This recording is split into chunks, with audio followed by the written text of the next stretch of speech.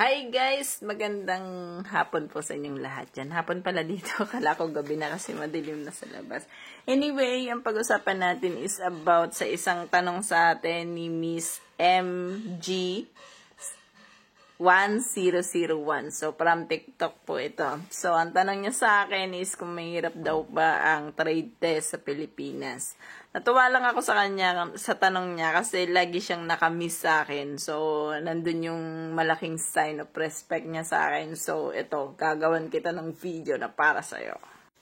Ayan, eto po yun. Once na nag-trade test kayo guys, ang una ko munang ititip sa inyo, once na pumunta kayo ng agency nyo, magti-trade test kayo, syempre kailangan nyo yung trade test eh.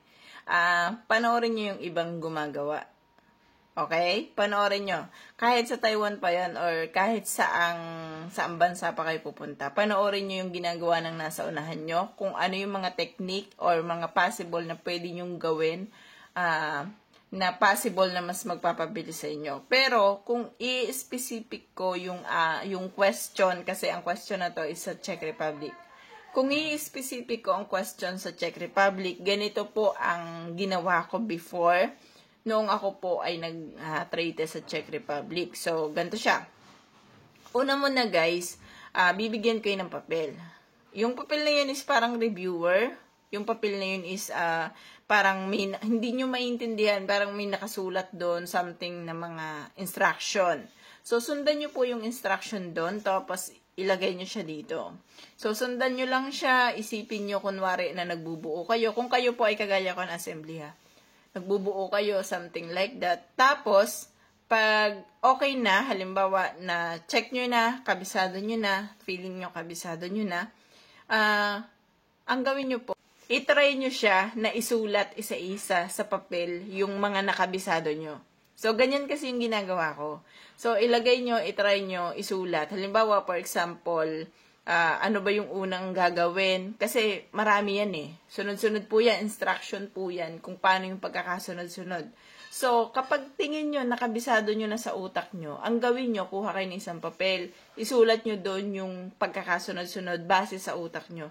Kasi matitrace nyo sa isip nyo kung ano yung hindi nyo pa kabisado once na nagsulat na kayo. So, matitrace nyo po yan sa isip nyo.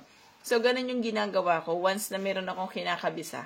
So, ang tanong kung mahirap daw ba ang trade test papunta dito sa Czech Republic, it depends po yan dito sa sa memory nyo. Kasi po, memory ang kalaban nyo dyan eh. Tapos, ang isa pa, syempre, ang daming nanonood sa inyo. Nasa isang table kayo eh. Magbubuo kayo. Kasi ako ganun dati. Nung assembly sa assembly to. Nung nagbubuo ako dati, dami nanonood. Tapos may camera doon sa harapan ko. Nakaganyan siya, yung camera. So, ang dami talaga nanonood. Syempre, andyan din yung mga batchmate mo, nakasabay mo, or kasamahan mo na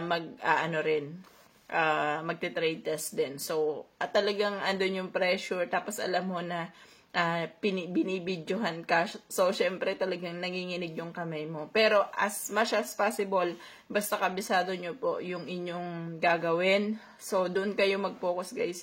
Huwag kayong mag-focus sa nasa paligid nyo. Doon lang kayo mag-focus sa ginagawa nyo. Kasi guys, meron yan time limit. So, hindi lang yan sa inyo sinasabi. Meron siyang time limit. May unang attempt at pangalawang attempt. Ibig sabihin, kailangan pareho siyang mabilis or kailangan parehong pulido, kailangan on the nasa instruction yung pagkakasunod-sunod ng paglalagay nyo ng mga i-assemble nyo. So, sa assembly po ito ha. Tapos, kapag naman sa welding, so meron din yung instruction, dapat makinis. So, yan yung mga information lang na alam ko. So, yun, more on assembly kasi yung alam ko kasi nga assembly ako before. So, yun, may mga maliliit na tornilyo, tapos kailangan madidiin yung pagkakakabit mo. So, pag nagdiin kayo ng kabit, guys, no need na kayong gumamit ng something na yung mga babae, wag muna kayong maging marte ha. I-diretso nyo na kaagad na para kayong lalaking nagkukumpuni.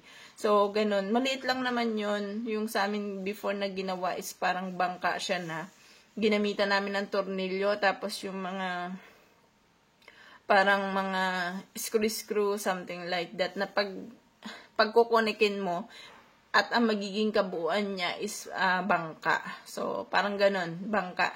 yung nangyari sa amin, yung ginawa namin. So, it's up to you guys. So, para sa akin kasi it depends on your memory and depende rin sa inyong pagiging kampante. So, kapag syempre kayo ay hindi kampante yung isip, so, ang tendency nun, mas lalo kayong bumabagal. Sa kamamadali nyo, mas lalo kayo nagtatagal. So, pag may nabagsak pala sa inyo ng mga tornilyo or something sa baba, may instruction naman sa agency nyo, huwag nyong pulutin. Hayaan nyo sila maglagay. Tapos, automatic yun guys, pag upo nyo sa mesa, kung may gagawin kayo, i-check nyo muna lahat kung kumpleto ang gagamitin nyo. Kasi, mas better na nag-double check kayo kaysa kung kailan on the spot na saka nawawala yung isang item or isang i-assembly nyo or ang isang tornilyo. So, i-check nyo. Kasi nakalagay naman yun dun sa ibibigay sa inyo na list kung ilan ba yung gamit, ilan ba yung kabuuan na gamit na nandun. So, ako kasi natandaan ko yun, kaya na-check ko rin. So, yun lang din yung tinitip ko sa inyo. So, paano kung maligwak kayo sa trade test? Meron daw ba siyang another trial? So, it depends po yan sa inyong agency, ha? Hindi ko yan, guys, masasagot. Kasi, hindi ko na-try na mag-trial ulit, eh. So, parang one trial lang ako. Tapos, ang alam ko, yung mga before, nakasamahan ko, yung mga hindi nakapasa, is pa rin sila, pero ibang company na. So, hindi ako masyadong aware doon, kaya hindi ko siya mabibigyan ng tamang sagot. Basta ang alam ko, ay magbaback to zero kayo. So, yun. And guys, huwag kayong basta-basta magpakampante lang na yung kampante na parang, skill test lang naman to eh, or something, bubuin lang naman to. Kasi, pag kayo nagpakampante ng ganyan guys, so, hindi nyo alam, ang pinagbabasihan ng employer ng pagkuha sa inyo is ang inyong resume, ang inyong interview, ang inyong trade test, saka pa lang nila kayo bibigyan ng job offer.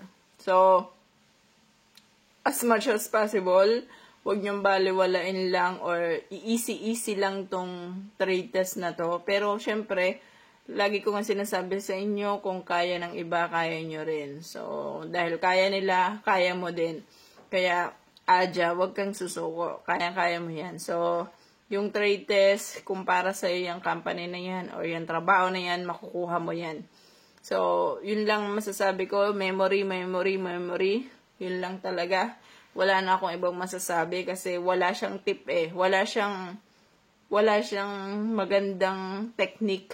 Kundi, memory talaga. Yun lang talaga. Wala nang iba. Kasi kahit anong bilis mo, kung hindi mo alam ang sunod-sunod, so, useless. Anyway, thank you and sana nasagot ko, Miss MG 1001 ng TikTok. Thank you!